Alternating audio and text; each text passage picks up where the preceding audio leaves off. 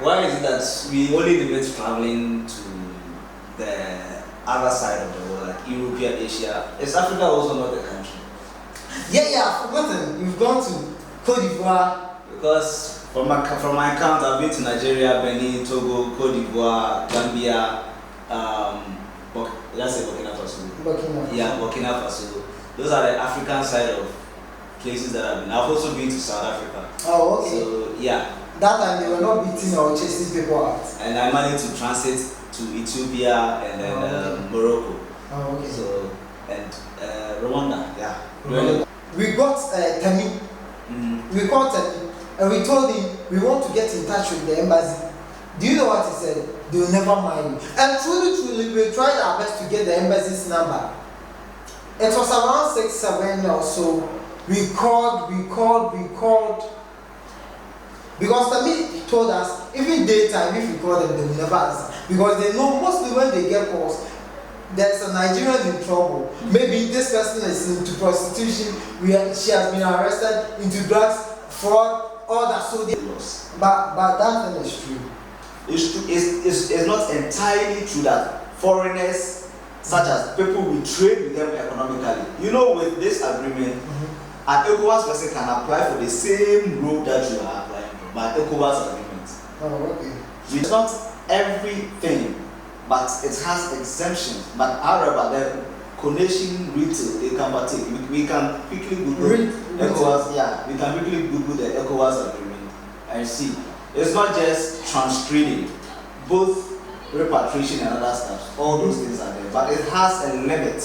Yes, that's what I mean. You understand? Because no matter what, it's not everything you can retail. Yeah. They came for the house. So the Agege Theory, I don't know if you came to hear it. The Agege Theory. That was when Agege. Yes, people move from Ghana to Nigeria to practice prostitution. But no, at that time, probably they were doing some prostitution in Nigeria. And in Ghana, it's not as prostitution has been. It's not as if they weren't. But you mean exporting prostitution to? We started it. I know you. Hello, family. Yamobi Biakwaba to PB Sencherey experience. Today I have with me here my very good friend. He has been on this show before. He has experience when it comes to traveling. He has been to Asia. He has been to Europe. And he's going to share more ideas with us. Some time ago, Oba said they shared a lot of ideas. That was an online thing. But today he's right here in our studios. Introduce yourself and let's go. Okay, so thank you, Patrick. PB for short. My name is Frank, and I'm based in Accra. And my profession is into research and administrative purposes. I also offer counseling services to people who need it, based on traveling and any other initiatives. So today I'm being hosted by my good friend here, my brother. We've both been in India, and then I've also been in Europe. So that's what brought me here. So let's dive in. Yeah. So from Ghana to India, and to the Netherlands, right? As a young African, share your knowledge on your experience. But wait, before I share my knowledge, why is it that we only limit traveling to the other side of the world, like Europe, Asia? Is Africa also not a country? Yeah, I've forgotten. You've gone to Cote d'Ivoire. Because from my account, I've been to Nigeria, Benin, Togo, Cote d'Ivoire, Gambia, let's say Burkina Faso. Yeah, Burkina Faso. Those are the African side of places that I've been. I've also been to South Africa. Oh, okay. So yeah. That time they were not beating or chasing people out. And I managed to transit to Ethiopia and then Morocco. Oh, okay. So and Rwanda, yeah. During the COVID evacuation. Yeah. So yeah, I've been to places. Some of them I've learned the environment. Some of them I've learned the way of life. Some of them I've studied how things are being done and how foreigners are being treated. So in Africa, share some ideas traveling within Africa as an African. First of all, as an African, let me talk as a Ghanaian. As a Ghanaian moving from your home country to someone's country, things you have to think about is: one, how well is your country compared to where you are going? And two, What is your purpose of going? So these are the two things that comes to mind when you're traveling to Africa. Let me use South Africa as an example. Yeah, imagine going to South Africa for the purpose of visiting the place. You went through the 30 days, 90 days visa-free waiver for Ghanaians. Okay, so it's a waiver. Yeah. Visa-free waiver. Yeah, it's a free waiver. Okay. Ghana to South Africa, you don't need a visa. That's why a lot of Ghanaians move in there. And you got there, you realize you had an advantage. You are black as them and decide to stay. And you didn't do the due process for you to get a permit to work. When that happens, it becomes chaos. It moves you away from your main goal of traveling. So what I would say is, as a Ghanaian traveling outside, one, look at where you are going, the economical stability of that place, and your purpose of going. If it's about going to purchase goods and coming to invest it back into your country, it makes sense. But if it's about going to stay and find a worldly life for yourself and your family, then I think that one is a wrong move. Why? Because look at your currency, compare your currency to where you are going, your currency. And no matter how far you live in or how much you live in that country, you will definitely repatriate your families back home to invest. So if their currency is lesser than yours, then definitely it's like moving from front line to fire. Exactly. And that's what's happening to my dear brothers in South Africa. Because when it happens, you can't come back home and you can't invest home. You would rather set a life there. By then it will be too late. When the South Africans decide to wake up, they're waking up now, it's too late. And forgive me, I must issue a disclaimer. I'm not saying what South Africans are doing is good. What I'm saying is, what they are doing is the right thing, but the approach is wrong. I stand to condemn the approach, but I stand to what? To say they have to fight, just like we fought for hours some time back. So that's what I was saying. Yeah, let me chip in. You know, it's not long ago. Was it last year and early this year? Last year, 2025. That was when the Igbo King issue came, Buhari came up in Ghana here. Yeah. So there were a lot of Ghanaians chanting, let's chase these Nigerians out from our country. Yeah. Ghanaians were saying that. Now they are saying something else. I think it's the same thing. Just that, as you said, the South Africans, they are using a different approach. Yes. So the purpose for driving foreigners, illegal migrants, it makes sense. But the approach in which they are doing is totally wrong. There are two aspects of the approach. One, you are attacking every foreigner, not illegal. Even those with even those with documents. Because the moment you meet the person, they are not a South African. Leave. It's wrong. Secondly, even if they have a business, you have to use authority channel. Move them out, close the shop. But you are matching people and they are looting people's businesses out. It's another wrong. And to top it up, you are beating people, foreigners. How do you want us to perceive you? Same back to Nigeria. Nigeria, where you go there, you can't stay in Nigeria because our currency is way bigger than them. Yeah. So imagine you doing business in Nigeria and decide to invest it in Ghana. It's like from point to fire. So it's best to invest in Nigeria, stay in Nigeria, build in Nigeria, and have a family in Nigeria, than making a business and investing it back in Ghana. That's why nowadays you see many Nigerians coming in to set businesses and going back. And which kind of businesses? Because most of the businesses silo is somehow not appropriate in Ghana. Okay. Most of them are into, sorry to say, but hookups. Some of the guys who are into fraud. And some of our Ghanaian people are complaining bitterly. And the Ghanaian people are also saying these people have started kidnapping and doing all sorts of crimes, which the Ghanaian people are not actually interested in doing it. So we are still, everything we just blame it on Nigerians. That they are the reason why people are getting missing, all that. So we should also chase them out. Okay, so let me just say something real quick. Right from administrative to individual aspects.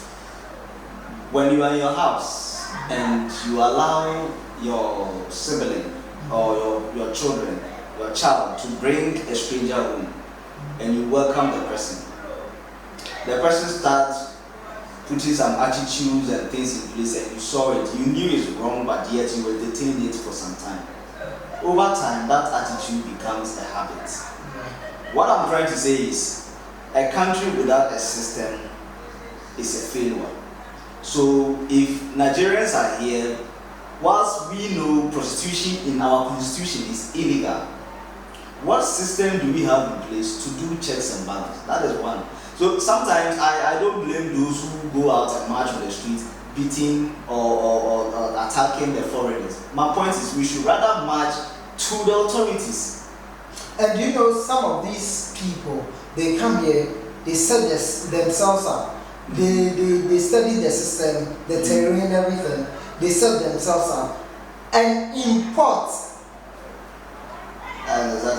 ladies to the system just to abuse them. Some of them, they have no idea that they are coming to do this kind of prostitution.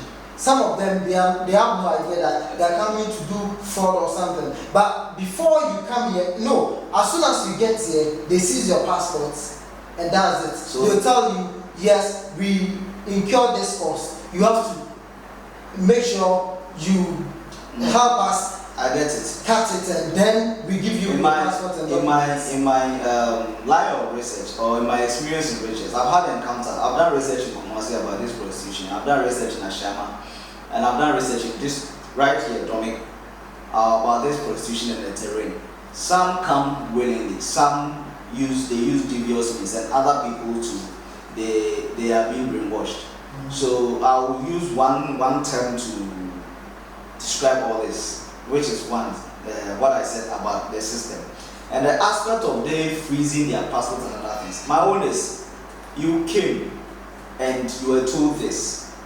If you have the will in you to stop, you would have done something about it. Exactly. But with the few conversations I had with few of them, I realized that they go to the extent of just mere words. Would you believe that some of them, they have to cut their fingers, they have to get a stain of blood, put it onto a certain voodoo material and make them swear an oath. So some Ghanaians will be somewhere and be like, you said your madam forced you, your madam brought you and do this, you could have run. We are in Africa. Think about it. They've shown them evidence of people running mad because they tried to betray their madam. They've shown them evidence of people who are squads, like they're out of business because of their madam. They've seen people who are being murdered because they tried to be a whistleblower. So all these things are there. My own is, the authority knows. There is something in law is that you cannot presume someone to be a prostitution unless you have what? Evidence. Yeah. But however, these people are on the streets. Can someone run an investigation, run a how do you call it? Secret investigation and come out with solid finding to stop them for good? They can. They can. But they won't. So you were talking about authorities. Yes. The best place some of these Nigerians can run to, those who seem to be abusive, those who are not willing to do but they are forced into, the best place they can run to is their embassy. But their embassy is not willing to help, in the sense that, if you remember back in India, when you were coming, during the COVID time, we went to the airport where we rest for the flight to be ready. You remember that place, that joint? Yeah. When we were resting there was a Nigerian woman that came there, if you remember, you recall. Yeah, that one I didn't occur to me. No, maybe you forgot. I have the video on my YouTube. I know where you lost another stuff. Yeah. The details of it, I don't really. So, the time we left to be back to Ghana, Kofi, myself, and Oscar, these airport guys approached us and they were like, this is your fellow African. We have tried our best to communicate with her, but she's not willing to give us any better thing. Probably you have the same blood, the same color, the same whatever race. So try to talk to her so that we know what she wants in. Because they said it's a habit. In the daytime, she'll go to the city. At night, she'll come there and sleep. And you know one certain, you could see her condition, she was not mentally well. Because she was wearing chalawati, flip-flop, right? And even with that one, it was different. And you could see her whatever she was saying was not adding up. So these people said, "Where are you from?" We said we are Ghanaians. When we listened to the woman's accent, we realized she was a Nigerian. So we asked her, and she was like, "Oh, my brother is in the US. He's going to bring my passport to me. My passport is with him." Blah blah blah. Whatever she was saying was not adding up. So we decided to cut everything short and inquire from their embassy so that they can take action. Do you know that when we got Temi, we called Temi and we told him we want to get in touch with the embassy. Do you know what he said? They will never mind you. And truly, we tried our best to get the embassy's number. It was around 6, 7 or so. We called. Because Temi told us, even daytime, if we call them, they will never answer. Because they know mostly when they get calls, there's a Nigerian in trouble. Maybe this person is into prostitution, she has been arrested, into drugs, fraud, all that. So their embassy in India, they don't answer to anyone. So I think it's the same thing here. If you try to report to them, they will not mind you. Even if you go there in India, they said even if you go to the embassy yourself, they will not mind you. See, that's why I said that what charity always begins at home. You have your nationals and you have foreigners in your country. And as a country, you always look at what is best for you. So India, like you said, we're looking at what is best for them. And let me chip away from what you're discussing and make an example using the diaspora, the American and the Europeans. They sometimes disown one of their own for the betterment of the country, but in a very significant way. So when they realize they can't do anything, that's why they send some key people such as CIA and other people to undertake certain activity, to run information, and when they know that if there's a problem, they will find ways and means to excuse themselves. So what do you say? If we have a system that is well stipulated, you let the embassy know that this is your system, and that if an individual from your country come and then do A, B, C, D contrary to our laws, this is the consequences. But it is not there. It's not there. For Nigeria, like I said, they are playing the victim of. You don't want to pick the call for you to get an evidence to say I spoke with someone. Yeah. You understand? So they are also protecting national interests. So you as the individual, you know where you come from. You know how they process things. What do? You advise yourself. Exactly. So there are two, the administrative aspects, the authority, the individual yourself. As a Nigerian, you are coming to Ghana, the person who has come to you is going to give you a job. Have you done your thorough research? Lack of knowledge, my people perish. So as an individual, a grown individual, you know very well that this thing that I don't have a concrete idea about it, or I don't have a concrete proof that I'm going to get it, but yes, I'm going. I think sometimes they do edit some documents and present to them. They do. But the law also says that ignorance of the law is no excuse. Yeah. You have to do your due diligence to make sure that everything is on track. So to end it up, in Africa, for example, if you are going to West Africa, we have a West Africa trade agreement, which allows our own indigenous people to run the same retail market just as the indigenous countries, as compared to West Africa, the other African nations. We have that ECOWAS agreement with our fellow Africans. So sometimes I disagree with people who say the Nigerians are doing the same retail as Ghanaians. They should go back and read our retail laws. But that thing is true.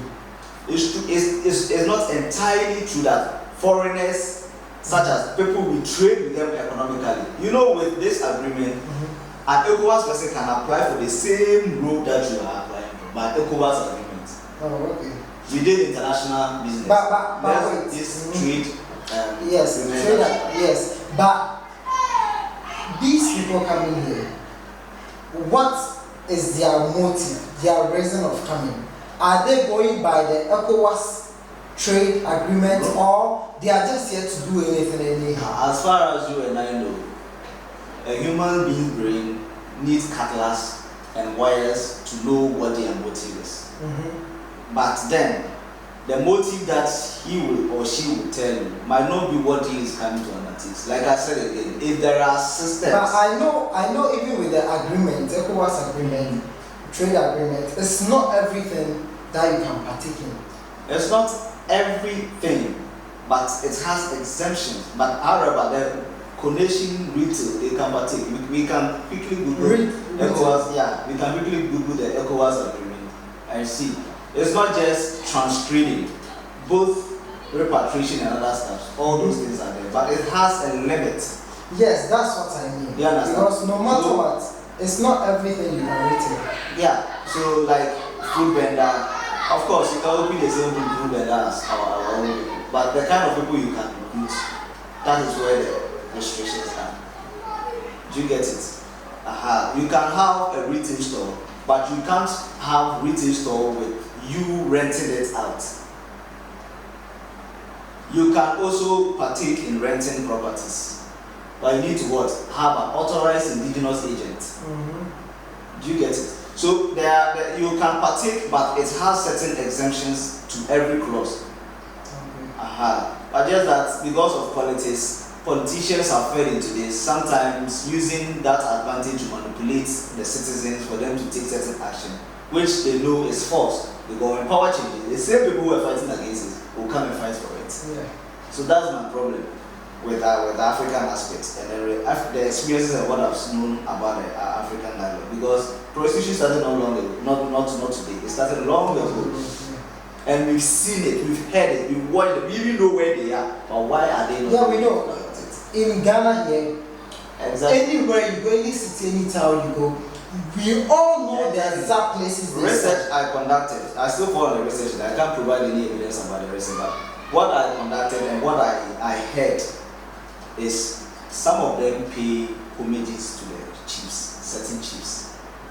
It's why you see that in some towns, in some regions, the chiefs are against it. But the moment they see, they themselves report it to authorities for authorities to take action. Why have the Ghanaians not taken action yet?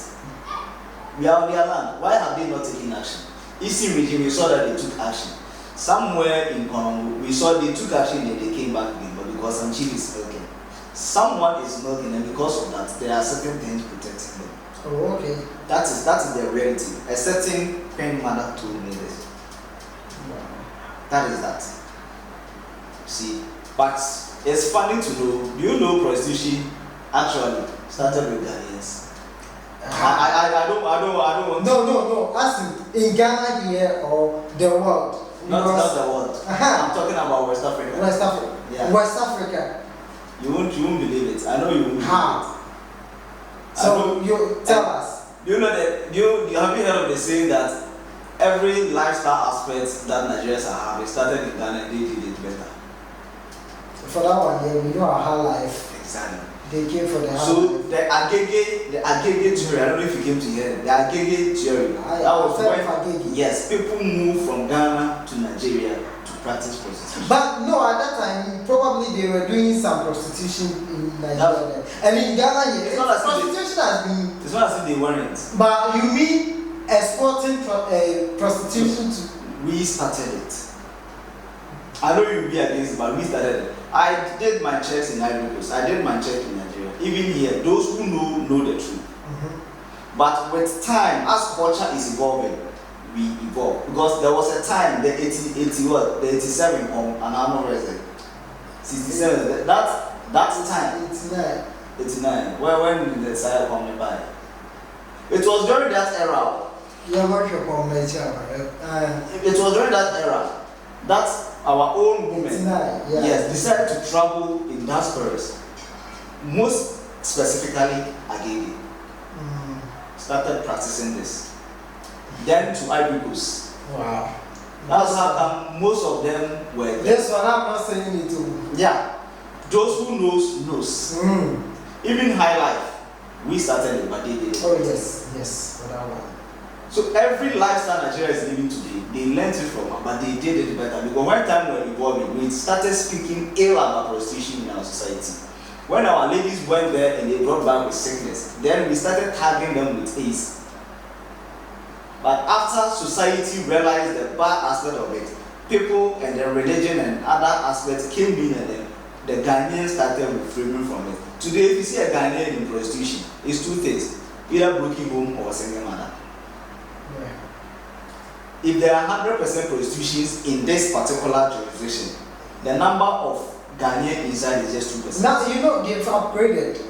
Prostitution standing outside is probably due to broken homes, single mothers, you said, or some other cause.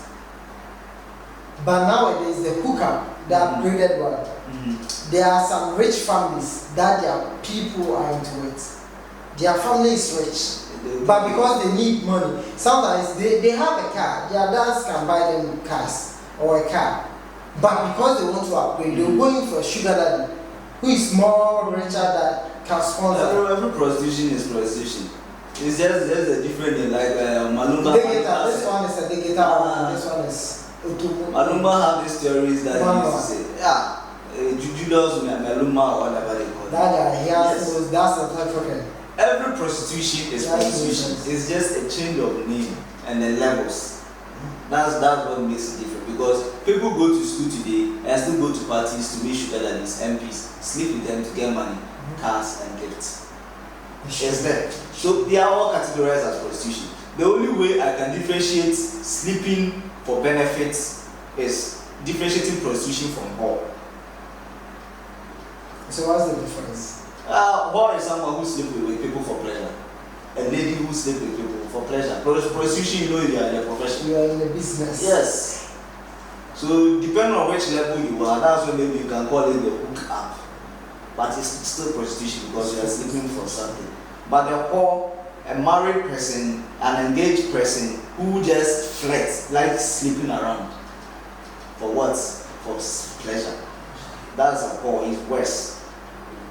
She is worse. So yeah, that's my experience from, and let's take note. Someone might disagree based on his or her experience. This is my experience that I've also learned. So my message to the viewers: if anyone disagree with me on prostitution, we starting with prostitution and Nigerian taking over, I don't have any problem with it. But you can also do your own research and see. Go back to the time hunger came. That was when all our ladies, those who were going to Burkina Faso, those who were going to Ivory Coast and Nigeria started. But with time, they realized it was a mistake. They came back, and then civilization started. You know, today you can't do prostitution in Ivory Coast. Really? I'm telling you, you cannot do prostitution in Ivory Coast. But there are prostitutes there. Okay. In open markets. Oh, okay. If they catch you, prison,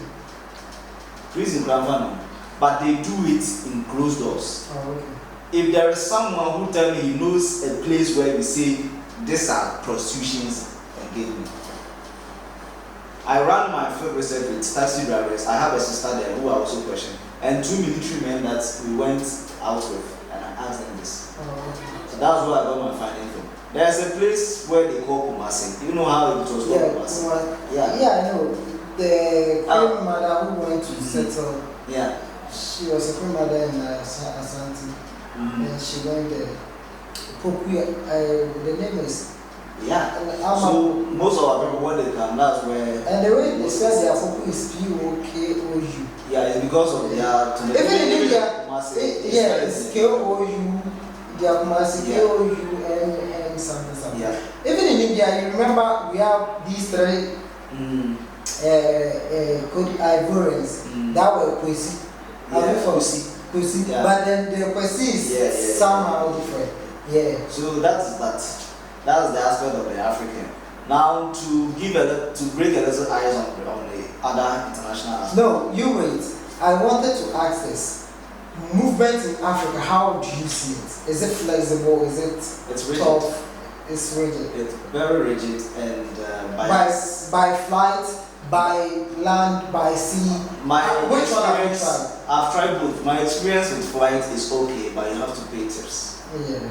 So flight is the less frustrated one, but if you go by road, most people say this. 2 aspects of the frustration is one, when you are going by your car, you are dead. Wow. I mean, living dead, not dead grave. Okay. And when you are going by public transport, you are depressed, you are stressed. That is the problem, even in the West African aspect. How? Why? Do they stop you a lot? So let me walk you through one aspect. I don't know whether she is Nigeria or Cote d'Ivoire. But let me just go from the Cote d'Ivoire aspect. Okay, let me use Nigeria. When you move from Ghana to Togo, it's okay. They just stand, you go. Okay. Benin, they stand, you go. When you get to Nigeria, there are some. No, I've seen some experience of people. Friend, what's the name?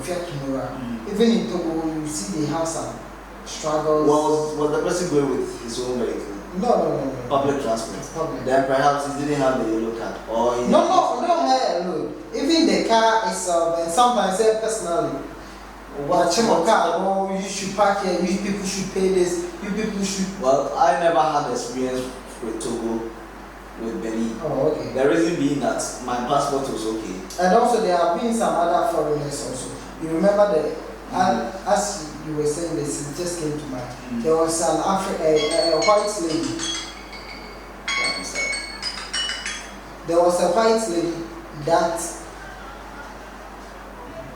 was moving across the African country. Yes, that lady. You see those experiences. She had terrible experiences because she was having a motorbike. Yeah. So for those who are, that's what I'm saying. If you have your own vehicle, it's leaving the day you are dead. You are dead. Yes, because I remember going with our tribe during the time that I was in DPP, where we were going for exhibition. When we go to Benin, Togo was okay, a little bit, but Benin and Nigeria, Benin they told us we should come and wait for anti-bomb squad. Anti-bomb squad. Why? Yeah, you won't believe it. Bomb. Yeah, they say they cannot tell if everything inside the truck is books. Simply because we refuse to pay. But Benin, if it was to be Niger, Mali, there are some insurgents there, so I would have said, yeah, probably. But that place. ECOWAS borders it's not really working, bro. That is the truth, that's the reality. Ivory Coast is the West. You may have your yellow fever card. They will still tell you don't have Ivory Coast yellow fever, so you will have to pay. And you know the funny thing, the people at the immigration, the immigration officers, they are the same with the drivers that drive you to pass. Oh, okay. So when you challenge the drivers in the car, when you refuse to pay, they will go and choke you there that this person doesn't need to pay. And then the people will frustrate you. Instead of 2,000 CFAs that you're supposed to pay, they will tell you have to pay 5,000. If you don't pay, they will see your passport and tell you to go. And if you go, they know you will come back, they will charge you there. Or they will imprison you, because once you go, you have committed a crime. So that is what they do there. So Ivory Coast is stinky than Nigeria. As for like Lagos, the frustration is all about you carry the best car. They know it's about money. You have to pay to pass. You don't have to talk much. You don't have to talk Just show action. Just show action. Benin people, you have to get your documents right. If you get slight mistake in it, they will detain you or you have to pay. So that's one aspect of Benin. Yes, pension. But if you have your own car, another one you are dead. So that is the experience. The border integration is really bad for ECOWAS integration. It is really bad. But yet, when they are coming into our country, they just pass through an administrative procedure and then you let them pass. Ghana is the most easiest. And ECOWAS is not doing anything about it because ECOWAS, the African Union itself does not function. Then you're talking about ECOWAS. Yeah, I have to talk about the bigger one is not that one is more nuclear.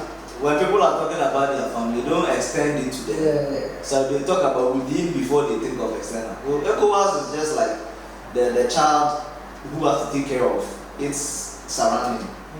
Yes, and it's not doing that. It's not doing that. So that is that. The road by road is very frustrating, but by air, you just get the issue passport, they stamp you. Just that you be like, you need to bring anything. That's the thing. The only bad thing about flight is the cost. Yeah, expensive. How can you be taking 45 minutes journey and paying 7,000 plus? Now you can take it rising. I'm telling you. Europe, how much? 7,000 cities plus. That was then. In and out. That was 2024. 7,000 plus. Yeah. So yeah, we are going to end this one here. Watch out for the next episode. Thank you for joining. This is PB Sencherey Experience, and this is Franklin.